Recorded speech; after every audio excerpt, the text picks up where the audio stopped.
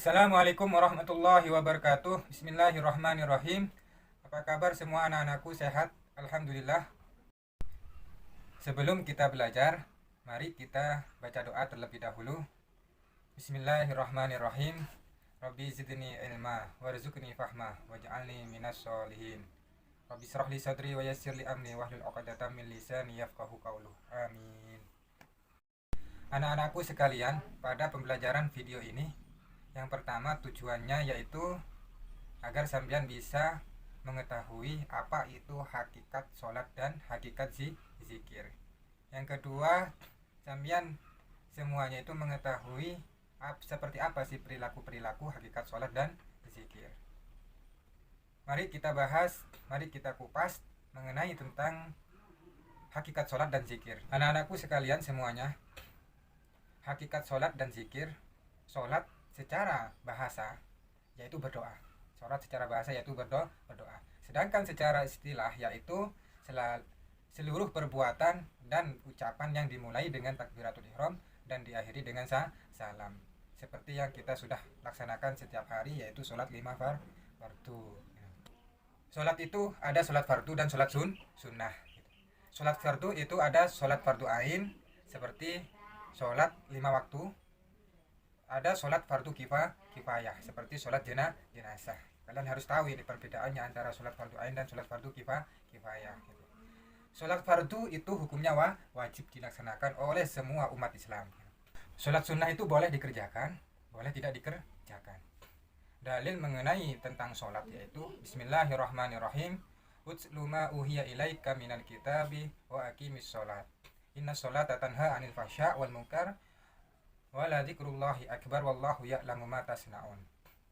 Yang artinya, bacalah apa yang telah diwahyukan kepadamu, yaitu Alkitab, Al-Quran, dan dirikanlah sholat. Sesungguhnya sholat itu mencegah dari perbuatan keji dan mungkar. Dan sesungguhnya mengingat Allah, sholat adalah lebih besar keutamaannya dari ibadah-ibadah yang lain. Dan Allah mengetahui apa yang kamu kerjakan. Ketentuan pelaksanaan sholat, yang pertama ada syarat wajib sholat. Yang kedua ada syarat syahnya sholat. Yang ketiga ada rukun sholat. Yang pertama syarat wajib sholat: 1. Beragama Islam. 2. Berusia dalam mencapai baligh. Ketiga yaitu berakal. Jadi kalau gila tidak boleh melaksanakan sholat. Kalau belum baligh ya tidak boleh melaksanakan sholat. Bukan tidak boleh, belum boleh gitu. Yang pertama yaitu Islam, berarti kalau masih belum Islam, Kristen, ya tidak bisa melaksanakan sholat. Syarat sah sholat: yang pertama sudah masuk waktu sholat. Yang kedua, suci badan, pakaian, tempat sholat. Yang ketiga, menutup aurat. Yang keempat, yaitu menghadap kiblat. Rukun sholat diantaranya yaitu berdiri jika mampu, takbiratul ihram, membaca surat Al-Fatihah, ruku dengan tumakninah, i'tidal dengan tumakninah, sujud dengan tumakninah, duduk di antara dua sujud dengan tumakninah, duduk akhir pada tasyahud akhir, membaca tasyahud akhir, membaca sholawat atas Nabi Muhammad SAW, membaca salam pertama yaitu ke kanan, kemudian tertib. Sunnah sholat: yang pertama mengangkat kedua tangan saat takbiratul ihram. Yang kedua yaitu ruku, bangun dari ruku atau saat berdiri dari tasyahud awal. Yang ketiga yaitu bersedekap, yaitu meletakkan tangan kanan di atas tangan kiri, mengarahkan pandangan ke tempat sujud. Nah, itu namanya sunnah sholat. Membaca doa iftitah setelah takbiratul ihram. Membaca ta'awud sebelum basmalah. Contohnya, a'udzubillahi minasyaitonirrajim, bismillahirrahmanirrahim, a'udzubillahi minasyaitonirrajim. Itu sunnah. Mengeraskan bacaan pada sholat yang termasuk jahar. Sholat yang termasuk jahar ini sholat maghrib, sholat isya, sholat subuh. Itu sunnah, bacaan-bacaannya dikeraskan. Dan melembutkan bacaan pada sholat yang termasuk sir. Sholat sir ini seperti sholat duhur dan asar, tidak dikeraskan, dibaca secara pelan-pelan, tidak dikeraskan, pokoknya itu sunnah bacaannya begitu. Terus lanjut membaca lafaz amin. Nah, setelah membaca surat Al-Fatihah itu hukumnya sunnah. Membaca surat setelah bacaan Al-Fatihah pada 2 rakaat pertama, berarti surat-surat pendek, itu hukumnya sunnah. Sunnah bagi makmum mendengarkan bacaan imam. Membaca takbir ketika turun dan bangkit selain ketika bangkit dari ruku, itu hukumnya sunnah. Ketika bangkit dari ruku membaca Sami Allahu liman hamidah. Nah, itu hukumnya sunnah. Ketika i'tidal membaca Rabbana lakal hamdu. Terus meletakkan dua telapak tangan di atas lutut ketika ruku. Itu hukumnya sunnah. Membaca tasbih ketika ruku dan sujud. Membaca doa ketika duduk di antara dua sujud. Duduk iftirashi pada semua duduk dalam sholat kecuali duduk akhir. Itu hukumnya sunnah. Duduk tawarruk yaitu duduk tasyahud akhir di akhir sholat. Yang terakhir yaitu membaca salam kedua, yaitu membaca salam ke kiri. Hal-hal yang membatalkan sholat: yang pertama, berbicara dengan sengaja. Yang kedua, banyak melakukan gerakan di luar sholat. Yang ketiga, berhadas saat melakukan sholat seperti kencing, kentut. Yang keempat yaitu menempelnya najis di badan, pakaian, dan tempat sholat. Contoh, beraknya cecak jatuh ke badan atau pakaian kita ketika dalam keadaan sholat. Nah, itu batal sholatnya.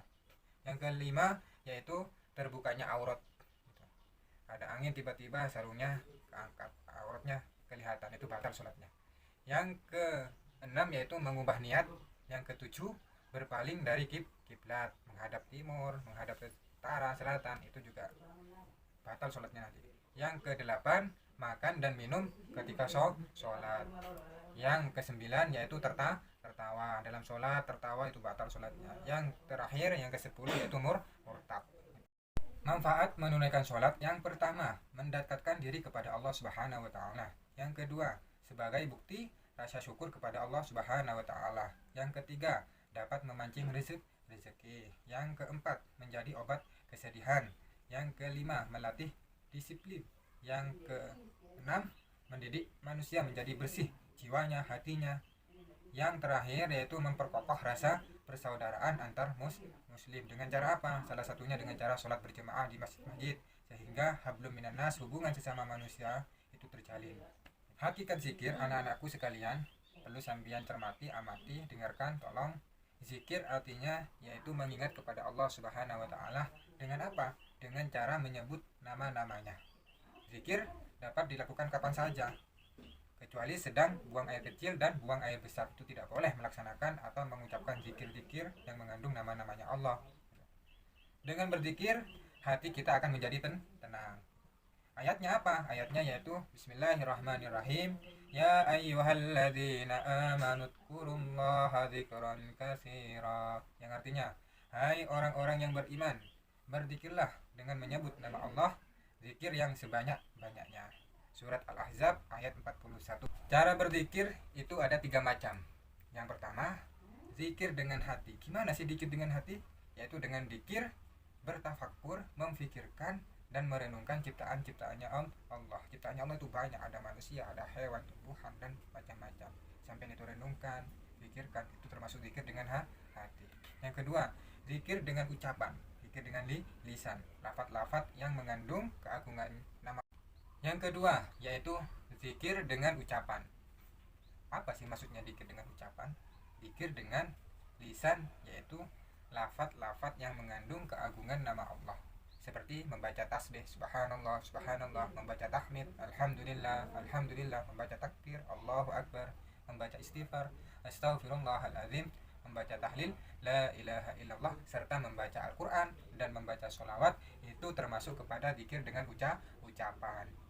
Kalian harus paham, anak-anakku sekalian, bagaimana cara berzikir. Yang ketiga yaitu zikir dengan perbuatan. Seperti apa sih gambarannya zikir dengan perbuatan itu? Zikir perbuatan yaitu mentaati perintah Allah dan menjauhi larangannya Allah. Mentaati perintahnya Allah seperti apa? Zakat, puasa, sholat.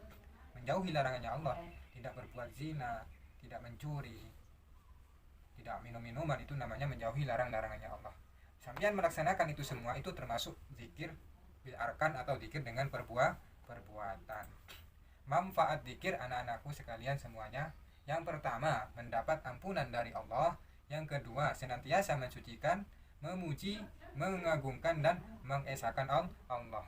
Yang ketiga, disiplin dalam segala hal. Yang keempat, santun dalam ucapan dan perbuatan. Yang kelima, dijamin masuk surga dan terhindar dari api neraka. Masya Allah, manfaat zikir luar biasa anak-anakku sekalian. Maka dari itu, mari kita istiqomah melaksanakan sholat dan melakukan zikir, sehingga manfaat-manfaat itu kita dapatkan, kita raih.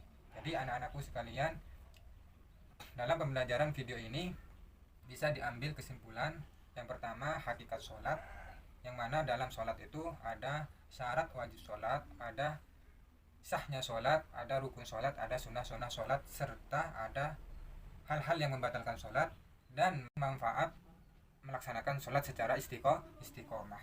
Yang kedua, yaitu sudah kita pelajari, kita kupas dalam video ini tentang zikir. Apa itu zikir sudah dijelaskan dalam video ini, tolong sampean semuanya dicermati, diamati biar tahu seperti apa zikir itu. Yang mana di dalamnya ada zikir bil lisan, zikir bil arkan, zikir bil qalbi, yaitu dengan hati. Ada manfaatnya zikir seperti apa, yang semuanya itu akan berimbas yang atau kita dapatkan kepada diri kita sendiri. Cukup sekian dulu anak-anakku sekalian. Mudah-mudahan apa yang kita kupas dalam video ini bermanfaat fid dini wad dunya wal akhirah. Ihdinas siratal mustaqim. Dari saya Zainullah. Assalamualaikum warahmatullahi wabarakatuh.